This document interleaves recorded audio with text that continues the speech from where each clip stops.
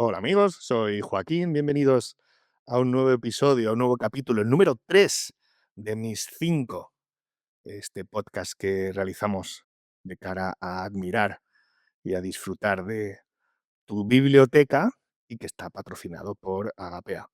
No todos los libros se leen, algunos se escuchan muy cerca, como si alguien se te acercara en silencio y en vez de tocarte, te dijera algo que apenas puedes escuchar, algo que no podrías olvidar aunque quisieras.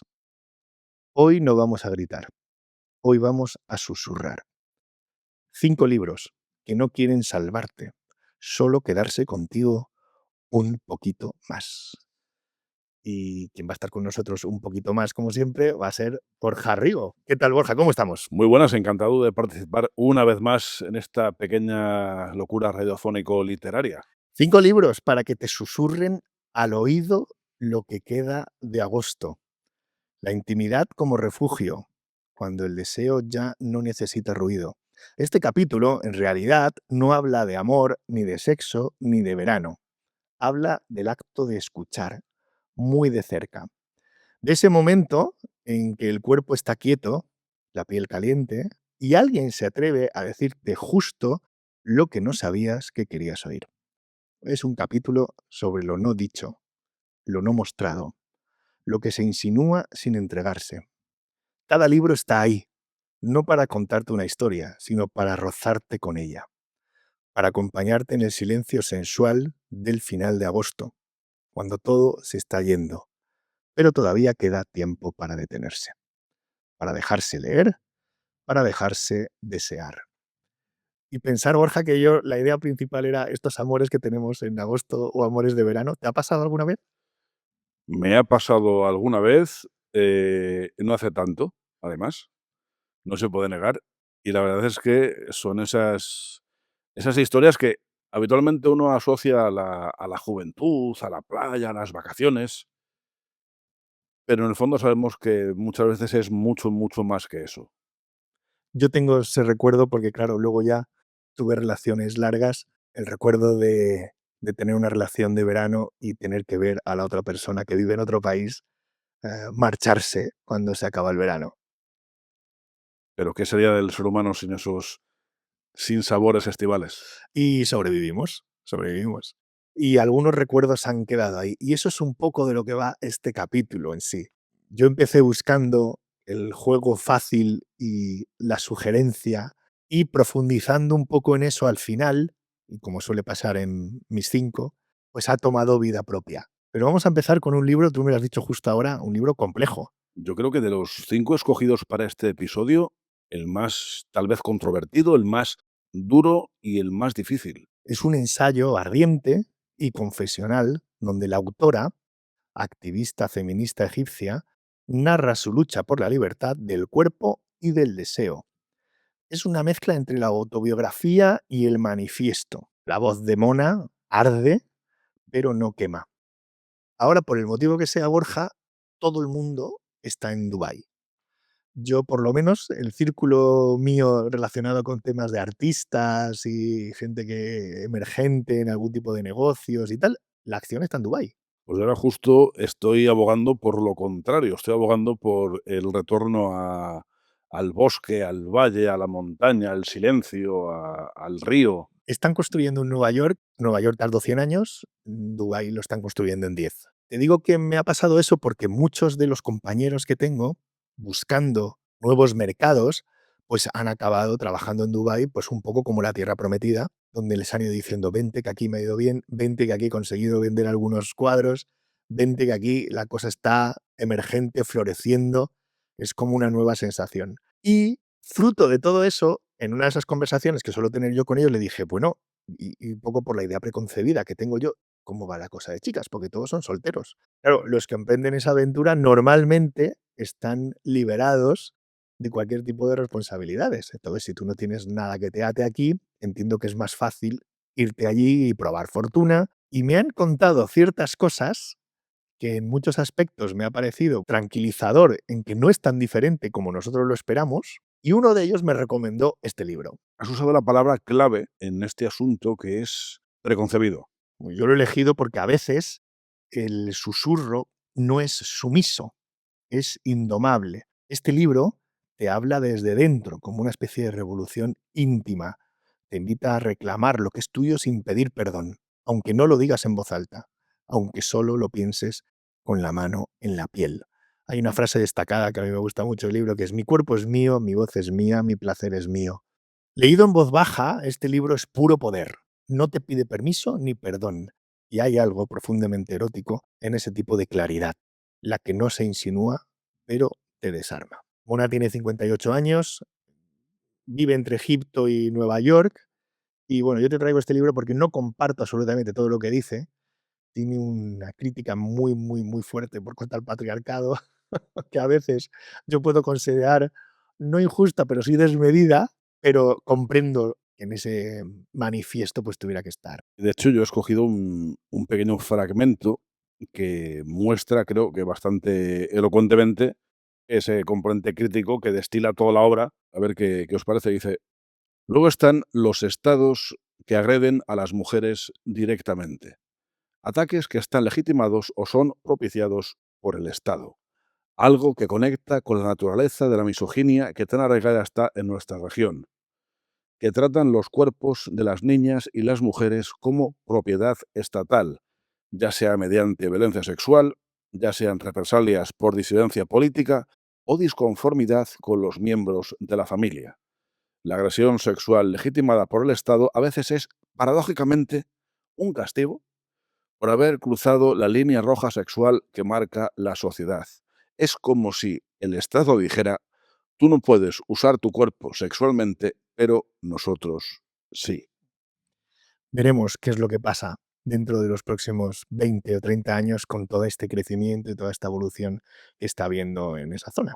Vamos con el segundo, que es El amante, de Marguerite Duras, un libro que se publicó en 1984, cuando la autora ya tenía 70 años. Trata de una joven francesa y un rico comerciante chino que viven una relación clandestina y ambigua en la Indochina colonial. Narrado un poco desde la memoria, con frases rotas y brumosas, el deseo flota en cada línea como el calor en la piel. Es un libro técnicamente muy complicado, tiene muchos saltos narrativos, requiere de muchísima atención y menos mal que es cortito, porque si fuese una saga sería muy, muy intenso. Y creo que una de las palabras que seguramente usarás tú en algún momento mientras hablemos de, en este caso, del amante, y que lo definen perfectamente, es evocador. Sí, efectivamente, El amante es un libro que no te cuenta, evoca. Yo lo he elegido porque es un libro que no se entrega, se insinúa y uno no sabe si está leyendo una historia de amor o un sueño húmedo envuelto en niebla. La protagonista tiene 15 años, el protagonista más del doble. Y bueno, hay una frase destacada que a mí me gusta mucho y que creo que habla muy bien de lo que es el libro, y es: muy pronto en mi vida fue demasiado tarde. A veces nos olvidamos, y creo que eso nos hace bastante daño emocional, de que al final cada cosa sucede por una razón muy concreta, muy determinada, y sucede siempre en el momento justo, en el momento preciso. Yo he elegido este libro también porque Margarit ya tenía 70 años. Si lo hubiera escrito con 30, y además es un libro muy autobiográfico, lo que te hace suponer un poco pues, que muchas de las cosas que pasaron le habían pasado a ella, si lo hubiera escrito con 30, probablemente la historia de amor hubiera sido la que tuviera más presencia en el libro. Como lo hace con 70 años, alterna de una forma magistral la historia de amor con la historia de su familia. Y entonces te da una visión como muchísimo más genérica, donde te pone mucho mejor el contexto donde están sucediendo las cosas. Hay una película que se hizo 10, 12 años después. Ya hemos nombrado aquí varias veces películas que se han hecho basadas en los libros, y no es que intentemos ser muy duros, pero es que es muy difícil porque los lenguajes narrativos son totalmente diferentes. En ese campo de películas y adaptaciones cinematográficas de libros, yo siempre defenderé a capa y espada un par de ellas, solamente un par de ellas, que son para mí, que poco o nada tienen que ver con el tema de hoy, pero son para mí Blade Runner, mucho mejor la película que la novela, y otra que añado es una mucho más ligera, por así decirlo, que es La princesa prometida. La princesa prometida es probablemente el mejor libro que se ha rodado en la historia de la humanidad. sin duda. Yo no es que sea crítico con las películas, porque entiendo que el lenguaje narrativo es absolutamente diferente. Y creo que lo mejor es decir, voy a hacer una película sobre este libro, lo voy a tomar como base y desde el principio yo, si fuese el director de la película, diría, pero que sepáis que solamente es la base. No intento para nada captar toda la esencia y detalles que pueda tener la novela, que lo comprendáis desde el principio y a partir de ahí yo voy a crear otra cosa. Es uno de esos libros que te rozan, que no tocan fondo, pero que dejan marca, como esa noche que no pasó, pero que aún recuerdas con detalle. Yo nunca he estado en el río Mekong, No, pero no te pilló después Vietnam, ¿no? no, no he estado nunca en esa zona. He estado en Corea, en China, en Japón, pero no me ha pillado esa zona.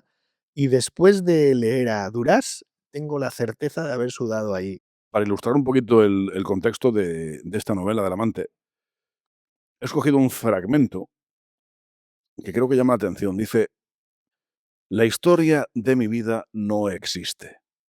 Eso no existe. Nunca hay centro, ni camino, ni línea.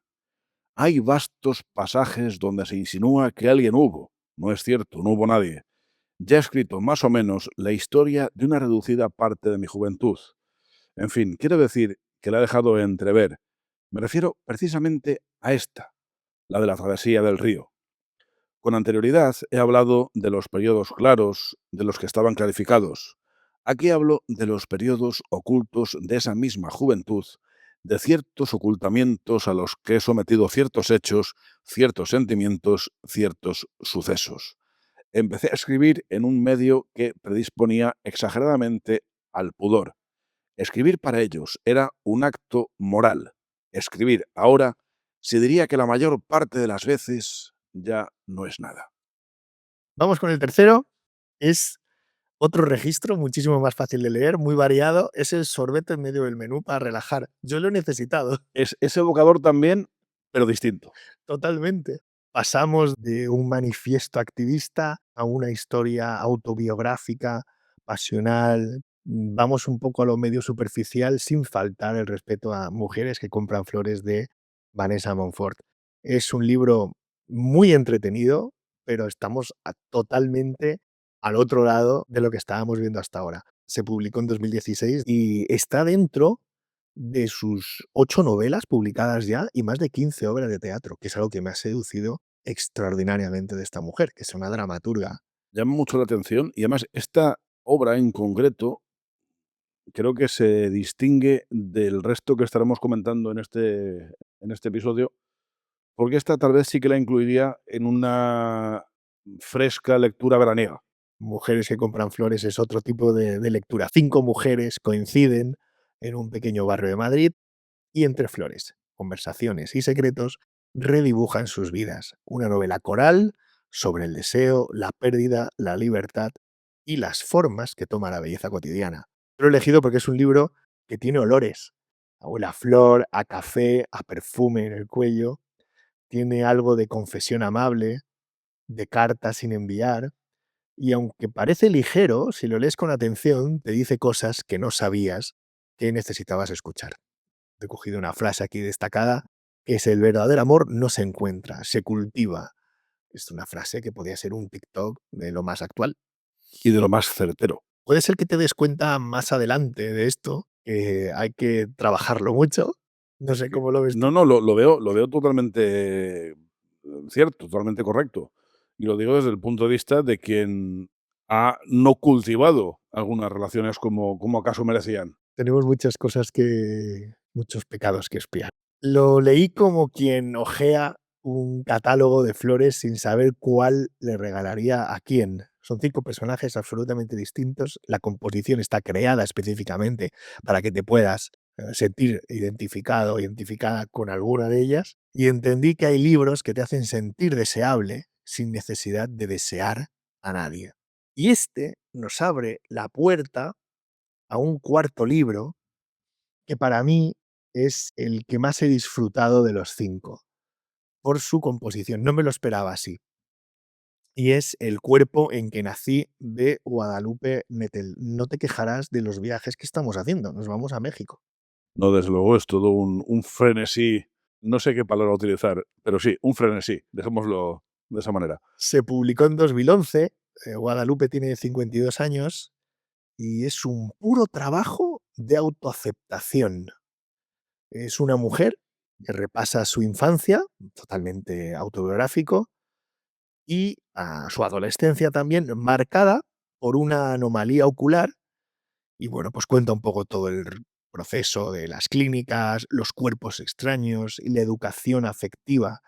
Escrito con una precisión quirúrgica entre el pudor y la crudeza, este texto dibuja un mapa de sensualidad silenciosa. Yo lo he elegido porque es un libro que no se desnuda, se deja entrever, te hace consciente de cada pliegue, de cada incomodidad, cada roce accidental que queda flotando en la memoria. Y hay que tener mucho cuidado con eso porque a veces ciertos recuerdos no te abandonan tan fácilmente. No, de hecho, más que no abandonar, duermen un sueño más o menos largo, más o menos placentero para uno mismo, que es quien les deja dormir, pero a veces se despiertan. Hay veces que sí, que cuesta mucho. Yo algunos de ellos que me están acompañando demasiado, por ejemplo, yo tengo un problema muy grande con la música, que en cuanto escucho una canción, me desata una melancolía casi irreparable. Pero eso es Y bueno. no, porque me vienen como a la memoria muchísimos errores cometidos en la juventud para los que no logro autoperdonarme. Y tengo ese problema, fíjate, para que veas. Por eso digo que hay que tener mucho cuidado con esos recuerdos que se quedan flotando en la memoria, porque en mi caso probablemente hubiera necesitado terapia, que no la he hecho, pues se han quedado hasta que, pues eso, cualquier pequeña combinación de notas musicales despierta una melancolía enorme en mí. He escogido un fragmentillo que justamente va un poco de eso, de esos recuerdos que atesora la autora de ciertos momentos de su vida. Y nos dice que en octubre de 1984, mi madre, mi hermano y yo nos fuimos a vivir al sur de Francia. Pasamos casi 5 años en Aix-en-Provence, una ciudad con ruinas romanas que conoció su apogeo en el siglo XV, durante la corte del rey René. Aix está llena de vestigios de aquel esplendor remoto. La ciudad es conocida como una de las más burguesas y snobs del país. Ahí veo yo el contraste seguramente con su patria. Sin embargo, a pocos kilómetros del centro, existen también uno o dos barrios considerados de alta delincuencia y ahí fue donde nosotros encontramos una casa. Aunque no recuerdo nada de la despedida ni del vuelo en avión, tengo muy presente la tarde en que llegamos a Aix. Tras aterrizar en el aeropuerto de Marsella, tomamos un autobús que nos condujo a nuestra nueva ciudad. Esa noche dormimos en un cuarto de hotel en la parte más antigua, ubicada en el centro. Tenía 11 años recién cumplidos y era la primera vez que iba a Europa. Todo a mi alrededor me parecía inusualmente viejo, deteriorado y distinto. Las ventanas altísimas de nuestra habitación, el calentador de hierro, el baño dividido, la cadena para el retrete, una cadena auténtica, con eslabones, no una manija o un botón que presionar junto al tanque de agua, los muebles, las almohadas, una muy larga en forma de salchichón y las otras cuadradas, todo, en pocas palabras, me resultaba sorprendente. Le pregunté a mi madre si nuestra escuela también iba a ser así, pero ella no comprendió a qué me refería. He elegido este libro porque a veces el deseo empieza donde no hay belleza, donde hay vergüenza, diferencia, herida. Este libro me recordó que el cuerpo no se habita, es también el que se observa y que hay algo poderosamente erótico en atreverse a mirarse sin maquillajes. Hay una frase que a mí me gusta mucho que es: mi cuerpo me enseñó a mirar de otro modo. Hay momentos, bueno, durante todo el libro donde se va autodescubriendo y es un proceso, por ejemplo, donde yo no he sido muy consciente o a mí no me ha representado ningún tipo de problema, muchísimo menos de frustración. He estado bastante satisfecho siempre con lo que tenía, pero sí que es cierto que pasó como muy rápido. Yo me di cuenta un poco de que tenía un cuerpo ya adulto y no me di cuenta apenas de esa evolución. Supongo que otras personas pues sí que pasaron otros procesos. Por ejemplo, yo un día me levanté y tenía bigote ya y barba. Con lo de la barba sí que he sido más consciente porque ahora es verdad que luzco una buena barba, estoy muy orgulloso de ella, Pero la barba que ahora me hace tan reconocible no me salió hasta pasado los 30, que es curioso también. A mí también me costó. Yo hice la primera vez que tuve que dejarme barba, era porque hice de Rafael de Avellaneda en Don Juan Tenorio y tendría 23 años. Y me dijo el director: "Déjate la barba esa que te sale, lo que puedas". Y me costó una barbaridad tener algo con lo que poder trabajar. Yo debo decir, orgulloso, que conseguí el galardón a la barba más larga del pueblo de Villafranca de Bonany en el año 2023. Era la más larga. Era la más larga en la cena de la Cofradía de Barbudos. Y vamos a terminar con lo que empezó todo esto, que al final se ha convertido en este episodio, que está siendo difícil de catalogar y todo, para que veas cómo las cosas se te pueden ir de las manos. Estoy indagando mucho en los clásicos y en la poesía clásica, y de Safo llegué a Anne Carson. Y llegué a este Eros, el dulce amargo. Esta es una versión que se ha publicado en 2020, de esas que es antigua, pero hay una nueva edición en 2020, de esas que son maravillosas con comentarios, introducciones y análisis. Bueno, es un ensayo poético que investiga el deseo a través de los griegos. Safo, el mito, el amor no correspondido y el lenguaje mismo. Carson escribe como quien escarba con un dedo en la ceniza de una hoguera que aún humea. Yo lo he elegido porque Carson no escribe, hace como pequeños soplidos y sus palabras se posan sobre la piel como un pensamiento prohibido que no se puede nombrar. Es un libro para quien sabe que el deseo siempre es la falta y que por eso nunca se apaga del todo. Safo, que fue una extraordinaria poetisa, hay unas ediciones ahora que afortunadamente se hacen muy asequibles. Yo tengo una pequeñita, pequeñita, no sé cómo se llama esa colección, pero no sé si las has visto, que es un libro muy chiquitito y que tiene muchos poemas de probablemente toda su colección. Sí, además es una figura que es verdad que nunca se ha olvidado del todo, pero sí que creo que es importante que se reivindique más todavía en los clásicos, sea poesía, sea teatro, sea incluso la prenovela, si quieres, está ahí.